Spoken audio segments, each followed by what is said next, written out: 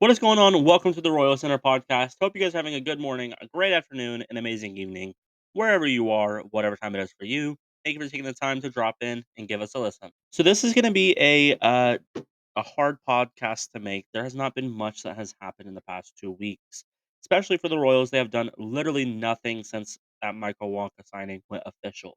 So I'm going to try making this as entertaining as possible. So bear with me. So we are going to go and start off with MLB news. There has some been interesting topics that have went on throughout the entire league, along with some bigger signings. There has not been much though. First up, the Padres signed left-handed pitcher Yuki Matsui to a 4-year, $21 million deal. There's no opt-outs in that. He is a reliever, so that is a pretty big contract for a relief pitcher that has not pitched in the MLB. The Dodgers signed Japanese star Yamamoto to a 12-year, $325 million contract. That is also with him not pitching a single game in the MLB. That is a huge contract. He did have a couple good seasons, really good seasons, um, in Japan. He's coming off his third straight MVP season in Japan. In 2023, he went 16-6 with a 1.21 ERA and a .84 WHIP across 23 games and 164 innings pitched. On December 24th, Christmas Eve, the Mariners signed catcher Mitch Garver to a 2-year contract worth $24 million. The Blue Jays re signed center fielder Kevin Kiermaier to a 1-year, $10.5 million contract. The White Sox signed catcher Martin Maldonado to a 1-year contract. He batted 191 with 15 home runs and 36 RBIs. He's definitely on a huge, slow decline. I'm not sure what the signing really was for, but he does have an option for the 2025 season as well.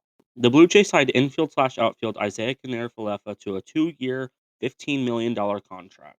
The Twins signed right-handed pitcher Josh Staumont to a 1-year contract.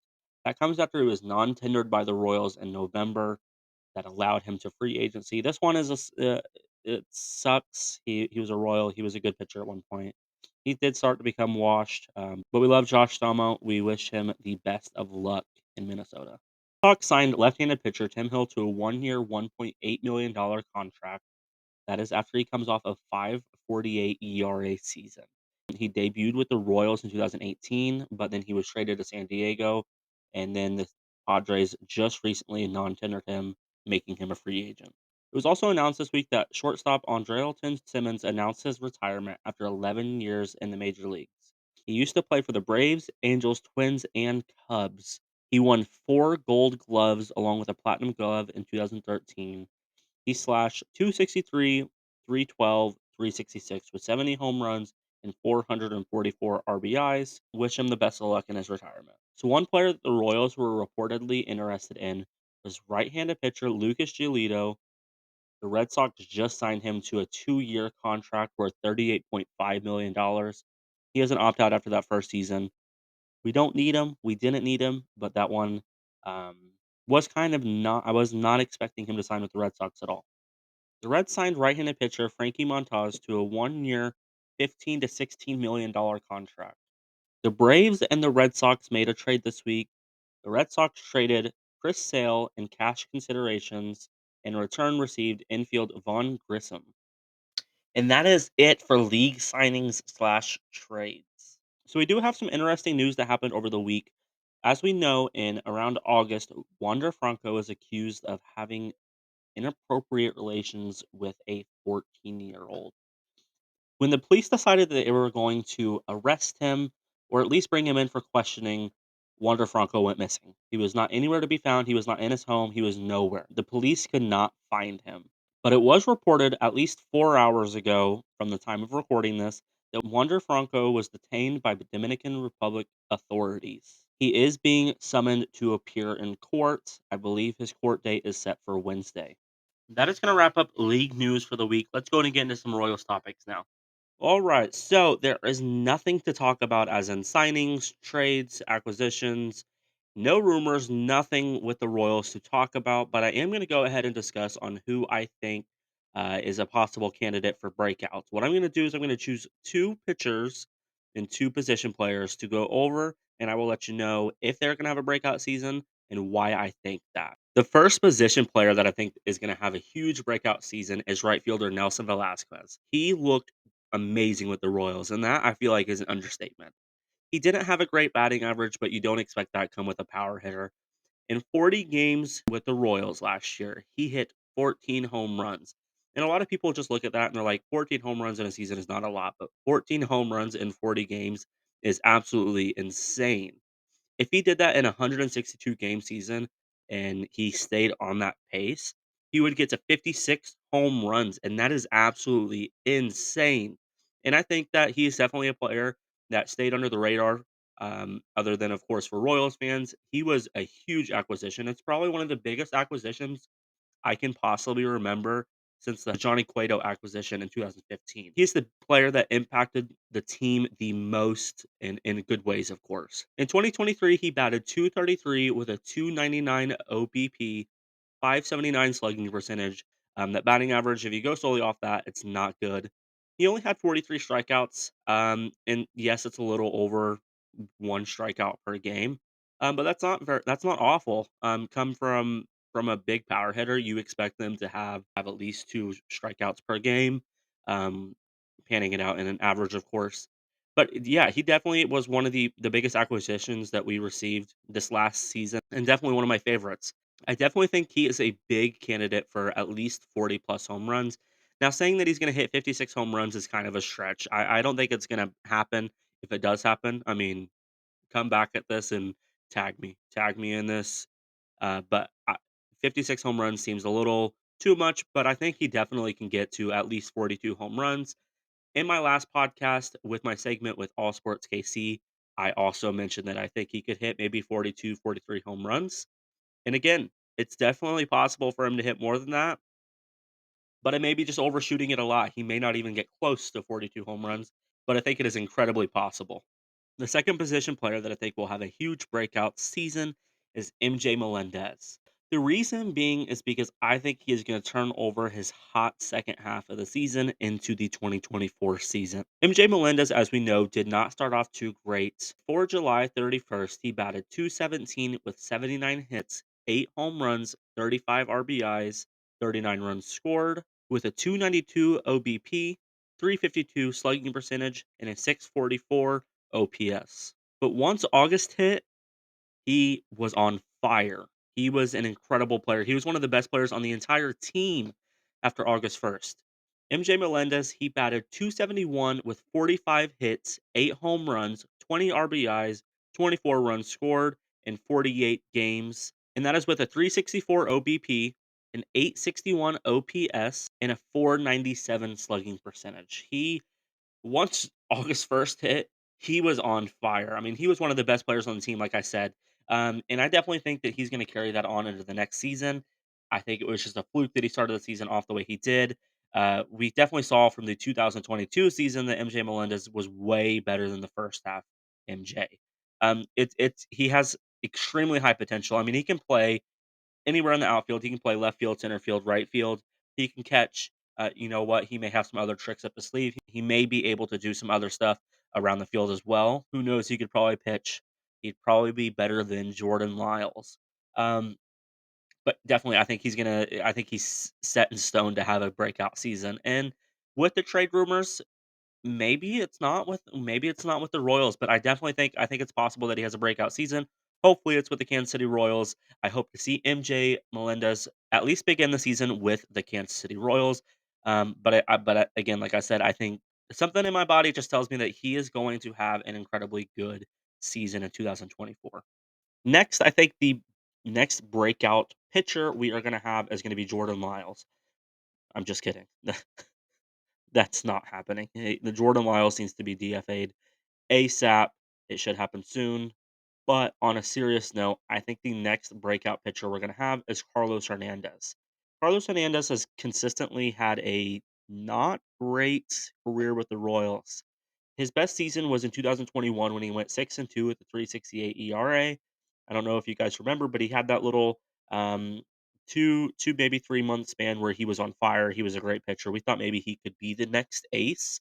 Um, that didn't last for very long, as in 2022 he went 0-5 with a 739 ERA.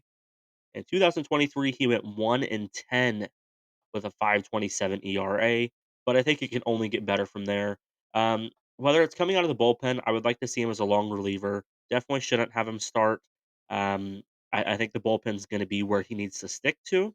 So I would like to see three things from Carlos Hernandez. The first thing that I would like to see him do is if he is a mid inning relief pitcher, I would like to see him to hold runners on base. If there's runners on base when he gets into the game, I would like to see him leave them there. Don't let them score. Of course, that's what you want to see from pitchers. But the second thing I'd like to see him do is lower that ERA. Let's get it from 5.27 to sub 4. If we can get a 3.99 ERA, I am okay with that. That's a lot better than 5.27. And you know what? 3.99 is not great. But if he can get it lower than that, I'm perfectly content. The last thing that I would like to see from him is to eat more innings. So if he is going to be a long relief pitcher like we tried having him do at a point last year, eat more innings up, throw less pitches, throw more strikes. And that's one thing that he needs to do a little more of. He is a good strike thrower. Um, Clearly, he's so good that he gave up runs like crazy. That is why he had a 5.27 ERA. He also gave up 10 home runs. That's not awful. I'd like to see him get that number a little bit lower as well.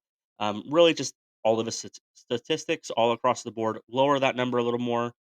Throw some more strikes. Get some more strikeouts. Hold runners on base. So the next pitcher on my breakout pitchers is going to be Brady Singer. Technically speaking, I don't want a breakout season from him. I want a rebound season. Last season was not at all what us Royals fans expected. After 2022, we thought he was going to be absolutely incredible. We thought he was going to just go out there and win every single game. But that was not the case in 2023. He went 8-11 with a 5.52 ERA in 29 games. Again, it definitely wasn't what we were expecting from him at all. It wasn't even close to what we were expecting. But of course, I would like to see him turn it around, perform a lot better this year. Key is just do what you did in 2022. I mean, exactly what he did in 2022 is what we want to see him replicate in 2024. Get that ERA lower. It doesn't have to be back down to 3.23, but if you can get it close to that, that is what we want. So one thing that sucks about analyzing these pitchers is a lot of these games, especially with like I'll even give credit to Jordan Lyles. I'll give credit to Brady Singer, Zach Greinke. We did not give run support as our offense, um, but that still doesn't allow you to give up a 5.52 ERA. And I mean, that's common sense, obviously, but we need a turnaround season from Brady Singer. And that is it. That is it. We just need a replication of 2022. All right. So now we are going to come back to questions that you guys, the followers, ask me, and I'm going to answer them for you. So it has been quite some time since I asked you guys to ask me questions. So if some of these are repeats, my apologies. But I am going to answer these to the best of my ability for you guys. So the first question comes from Matty Brines. He asked, "Do you think the Royals will make any more trades or signings this offseason?" So I am to a point with this front office where I don't know. Normally, I would say no. I think we're done. I think that's it. Um, Technically speaking, we're not done. I'm sure we will make a few minor league signings, stuff that really doesn't matter. Um, but do I think we'll make any more signings like Michael Walker or Seth Lugo? I don't think so. I don't think we should be expecting the Royals to spend much more money. As I stated, Matt Quatraro said that he is content with where this team is at. And if spring training started today, that he would be content with the team. With that being said, I don't think the Royals are going to do much more spending. But now for trades, that's another story. There hasn't been too many trade rumors, so I can't go based off of rumors. But there has in the past that I've already covered been some rumors around Michael Garcia, Michael Massey, MJ Melendez, etc. Um, I think it is possible that we could make maybe another trade or two. I just don't know what we could acquire. Maybe another starting pitcher, but you don't want to kick all the starting pitchers that we have on our roster into the bullpen. We really don't need any more fielders. We just need more depth. That's all. So we need to acquire some more minor leaguers that are ready to be called up whenever they need to be called up. It would be completely wrong to say that we are going to stay 100% healthy and only have to use what who is on our bench, but that's unrealistic. So we are going to need players in the minor league system that are ready to be called up because we are to a point where most of our guys just came from the minor leagues. We clear house in the minor leagues. We didn't get rid of them, but we just called most of them up. So there's not many players in our minor league system that are ready to be in the Major League Baseball. Um, so that's why I think we need to definitely back up our minor league system. Just get some MLB ready guys that are ready to be called up any moment. So looking back at it, that is really the only question that I have that is not a repeat question. So that is going to wrap up the Q&A for the day. So what I'm going to go ahead and talk about is what would the Royals have to do to possibly win the division in 2024? So for one, the Royals would have to start the season better than they did in 2023. I'm going to go ahead and go over exactly how the first month of the season started in 2023. So the Royals would start the season out by being swept by the Twins with going scoreless in the first two games.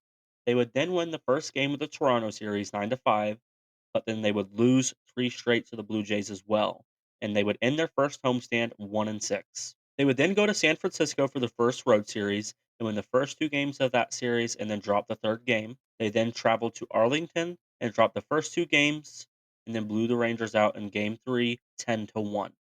That would be 3-3 on their first road trip, and they would have an overall record of 4-9. They then get back home and get swept by the Braves and Rangers. They would go back on a road trip, win 1 out of 3 against the Angels, win 1 out of 3 against the Diamondbacks, and win 1 out of 4 against the Twins. They would end the first month of the season 7-22. So I'm going to go ahead and explain what the Royals would need to do if they had the exact same schedule in 2024 as they did in 2023. They would need to start out the season by winning 2 out of 3 versus the Twins. Then they would need to split the series with the Blue Jays. They would then need to win 2 out of 3 against the Giants, win 2 out of 3 against the Rangers.